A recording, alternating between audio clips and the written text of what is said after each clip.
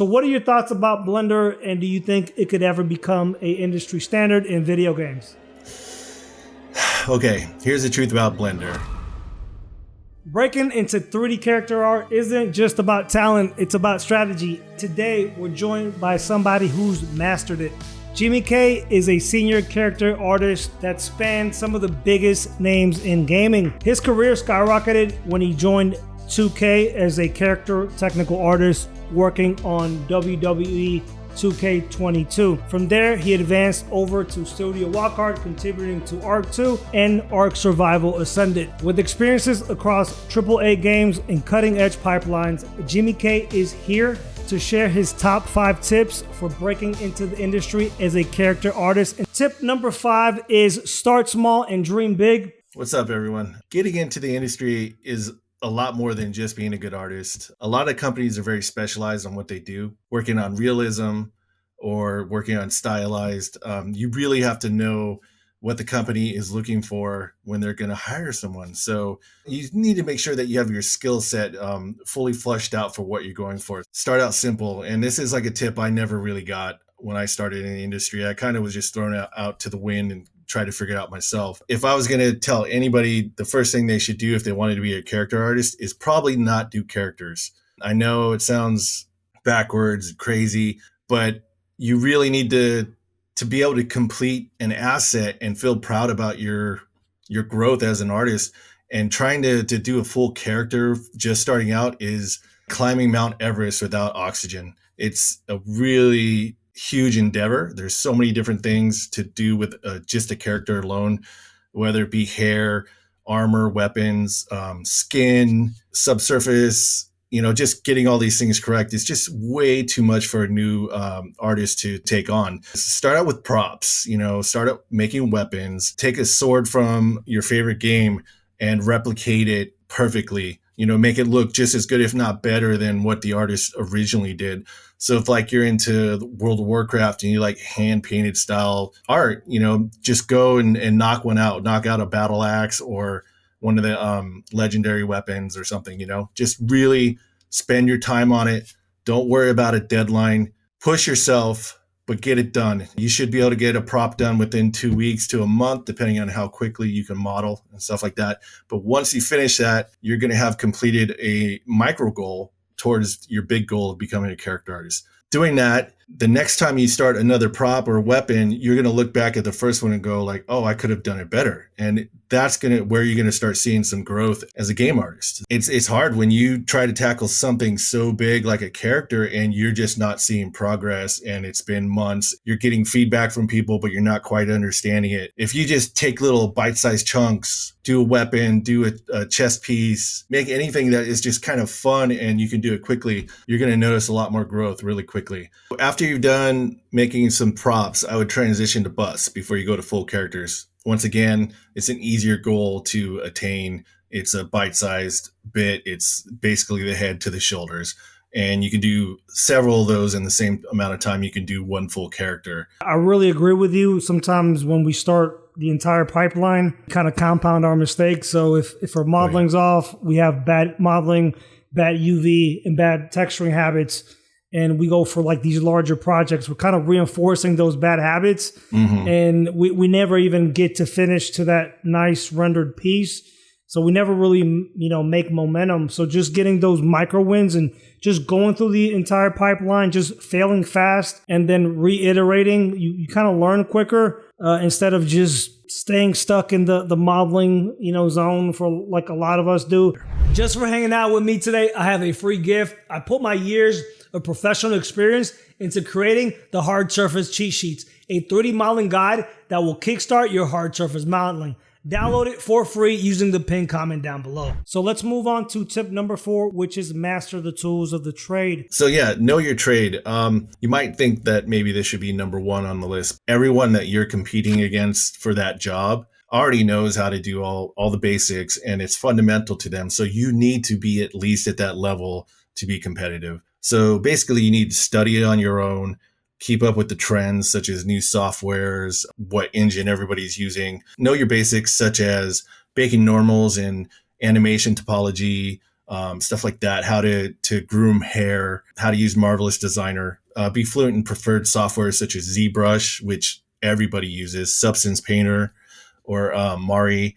Also, you want to know the engines that most people use, like Unreal 5 and Unity. So basically, you just want to have that tool set so that when you are in that interview, you're not going to feel like panicked or like less than anybody else that's going for that same interview. And you want to be known for your art and not anybody questioning how good you are at making game ready assets. So you mentioned industry standard software and being, a Maya artist and Substance Painter, and recently transitioning over to Blender, doing some more Blender work. We always get the industry standard debate. So in your opinion, what do you think Blender stands in the industry standard debate, and have you used it, or do you see studios using it in the future of production? That's a question I hear a lot. Being that I've worked in big studios and we use Maya singularly, I'm kind of on the Maya team just because I know it so well and it's so powerful. But honestly, Blender has its spot. And I think for smaller studios, for people who are working from home, Blender is amazing for them. The reason why I think it hasn't been adapted into bigger studios is the money thing. You have to change your whole pipeline. Maybe these companies have been using Maya for 10 years, and it would take a team of devs to change over to creating a new pipeline for Blender into whatever, if they're making film or if they're making games. Like, it could be a lot of work. So I feel like there's a smear campaign maybe from both sides about which is better, but I think that both tools are amazing. So yeah, if you want to use Blender, use Blender. If you want to use Maya, use Maya. I do think you should know how to use Maya because most studios use it, so you should at least know how to use it. But at Studio Wildcard, half of the character artists use Blender because they were work from home. So it is what it is, man. So let's move on to tip number 3, which is be a team player. Yeah, I found that you should be humble, be a team player, be open to be whatever they need you to be. Be a valuable asset to the team. There's a bunch of rock star character artists out there, and it. You've seen their portfolios, you've seen the games they've worked on. They're the best, and their reputation precedes them. But when you're starting out, no matter how good you are, nobody knows who you are. So you need to keep your ego in check. They don't know what you're like to work with. They don't know if you could even do the job correctly. When you start out, go in there humble. And I would say be humble your whole career because, that's what a good person does. But when you're starting out, be a team player, be humble, do whatever they ask of you without fighting about it, without throwing a fit, because you are proving that you're a valuable asset to the team. And, one day maybe you will be that number one rock star, but people might not want to work with you if you have an attitude all the time. And I've seen it happen over and over. I've seen people get blacklisted no matter how good they are from working at certain companies. So please just be a humble, amazing artist, and it will really help you. It is kind of that stereotype, but, the very pretty, popular cheerleader, all the guys liked her because she was attractive, but then you find out her personality and all that just goes downhill. And I think it's, that's like an analogy that at least a lot of men can relate to, as far as, not only being a great artist and creative, but being somebody humble. Pipelines and working in games and film is a very collaborative team environment. And if you're not a team player, if you're negative and toxic or just have a gigantic ego, you're going to kind of bring the whole group down. So I really, really think, tip number 3 is a very, very good one for aspiring artists that are looking to get in the industry. Tip number 2 is nail your anatomy. Yeah, this one is a penultimate kind of thing for you to know as a character artist, especially. Being a hard surface artist or a vehicle artist is a lot different because you can just look, at the subject and either you get it right or you don't, and even if you don't, then it could be just a stylized kind of version of it and people might not really notice anything's off with it. But when it comes to human anatomy, we look at people all day long. And even if you're not a trained artist, you will notice something off about somebody. It's called that uncanny valley when sometimes when you look at something on the screen and you're like, wow, that looks almost realistic, but there's just something a little off on it. Well, with anatomy, it's even worse, because if you don't build the structure of the skull and the face and the underlying muscle and the underlying fat correctly, people will notice it, even if they're not trained. So as a character artist, you need to make sure that you study your anatomy all the time, and not just study it once and say you're good. Keep studying it. It's something you have to keep studying your whole life, because you always get better at it. So definitely study your anatomy. I mean, what's a little bit about your process about, building kind of this hard surface armor that's based on your anatomy? Can you quickly walk us through some of your workflow on this? This is a personal work. So the way I did it was I used like a rough base mesh, and then I pushed the anatomy to make it heroic, over exaggerate certain things, just so that it would, when I was building the armor on top of it, then I could push some of those shapes, make the shoulder pads larger. The hips were real kind of large and clunky. And I just needed to be able to push those certain fantastical like parts. So I basically, when I did my base mesh, I just puffed out certain parts like the chest and pulled in the hips just a little bit before they came out. Just to make it a little more stylized, because this is based off a Korean artist, and the Korean artists like to do some really fantastic kind of anatomies, but it's still all based off of real anatomy. Make sure, when you are starting armor, cloth, any kind of like outfits, you want to use a base mesh that has good proportions. Awesome. Yeah, I really like how it's realistic, but you just cheated enough to just really give it that heroic look on the armor. So let's dive into some of your, 2K22 work that you did here. You got one of my favorite wrestlers here, Rey Mysterio, and you have just kind of a slew of the, WWE superstars. So what did you do on these characters, and what was the process of working? And also, what kind of reference are you getting? Are you working with the wrestlers yourself? Are you guys working off scan data? Give me a little bit about that. The whole reference pipeline that you guys have to get very, very close similarities between the wrestlers and the game characters. So this is a good example of, as a character artist, you're not always going to be creating models from the ground up. You're going to be using scan data, especially for more realistic games. What we did at this company is we did personally scan in all of these wrestlers. So we had scan data that needed to be cleaned up. I only got to work on Road Dogg's face. I had to de-age him a little bit and kind of fix some of the anatomy issues with it. So that was fun. But at the same time, my job more for this was making sure the outfits fit, that the hair simmed correctly, so that you could really customize your character. So I needed to make sure everything all worked together. But we did use scan data. And you might think as a character artist that feels a little demeaning, but it really isn't, because we all have a goal to push out a quality game.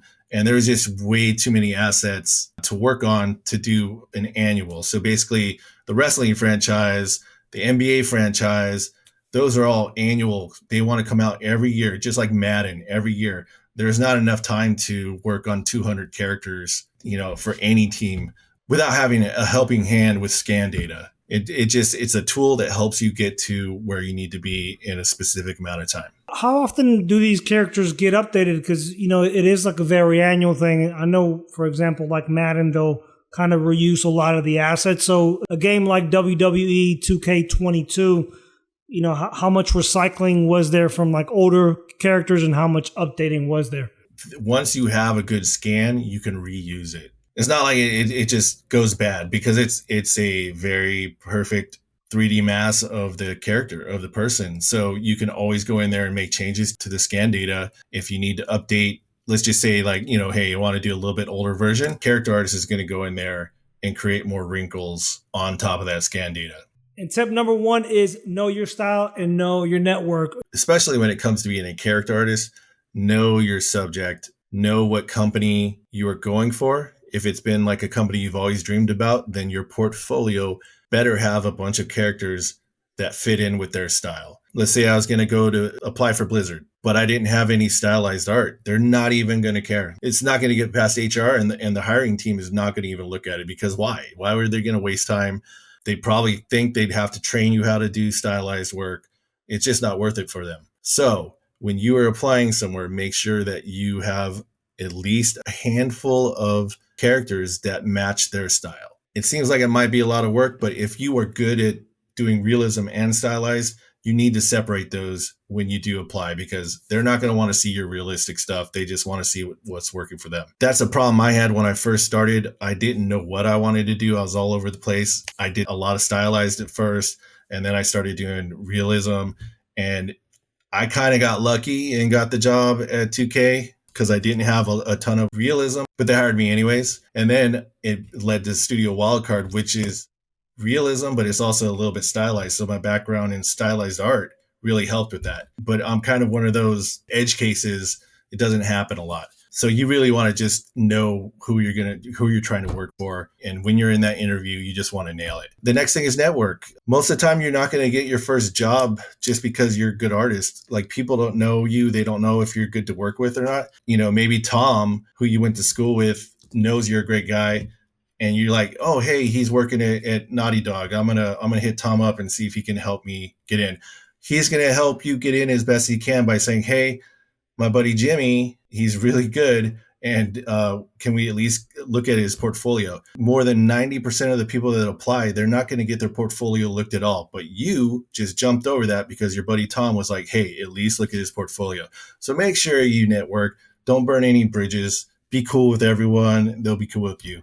I think like another way of looking at it is companies looking at you as a potential risk. Yeah. And you as somebody that's trying to get on with them, your job is to minimize their risk. And one of them is, even though you might be in the ballpark, for the Blizzard example, they want to see, can you create stylized? And if you're going for, I'm assuming, 2K, they'd probably want to see more your realistic work, because they want to put you in there as quick as possible to fit in that pipeline, kind of that gear in the whole cog, right, in the machinery. Exactly. So, and then the other part of that risk is, you might be the greatest artist in the world, but are you overly, egotistical? Are you negative? Are you not a team player? So having those two components minimizes risk for that company, and they're more likely just to take that chance, because at the end of the day, training, hiring, those things are a big time commitment for a company. So they want to make sure that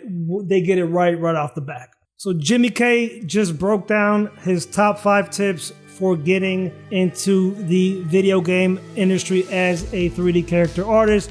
So if anybody out there wants to check out your awesome work and even just contact you, reach out to you, what's the best way to reach you at? Hit me up on Instagram. It's at Art of Jimmiek K. Also, artstation.com, cranking arts. These tips, I think, are really going to help out a lot of character artists ranch up their opportunities as far as getting in the video game industry as a character artist.